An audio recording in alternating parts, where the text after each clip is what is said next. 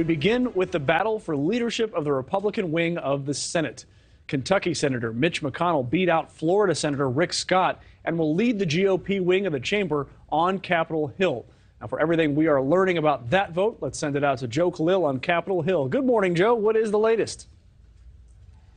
Good morning, Mitch. Well, look, it's not a surprise. The GOP didn't have as good of a midterm as they had hoped. So now they're trying to figure out how to win again in 2024. And here in the Senate for Republicans, that really starts today, that work. Now that their leadership elections are behind them, as you mentioned, Mitch McConnell voted 37 senators supported him to continue to be the leader of their party here in the Senate. He fended off a challenge from Republican Senator Rick Scott, really the first one that McConnell has faced in his entire career. Now the debate focuses really on Trump and whether the party continues to embrace Trump and Trumpism as a leader in this party, or whether they move on from it. The 37 senators that supported McConnell seem to want to move on, and the 10 that voted against him think that he is still going to be an important part of their party. So that's really where the back and forth lies right now. Very few senators think that both leaders can sort of coexist in their roles. We actually did speak to one of those senators that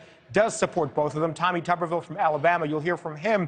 But for McConnell's part yesterday, he was pretty candid for a guy who typically keeps his cards close to the vest. So I want to play for you what we heard from both of those voices. We underperformed among voters who did not like President Biden's performance, among independents and among moderate Republicans who looked at us and concluded too much chaos, too much negativity. I was a head coach for a long time, and you try to keep everybody going in the same direction, and they're not going to agree on everything. We've got other candidates that are going to run. I think it'll be good. It's going to be good for the Republican Party to have different people. We'll have some senators that'll run for president. The race will be on.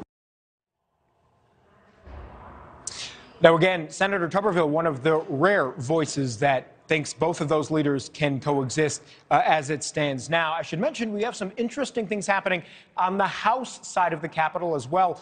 Leader Kevin McCarthy trying to become Speaker. He's going to have a battle. There are more than 30 Republican House members that have not shown support for him yet. He's going to have to coalesce that support if he wants to become Speaker.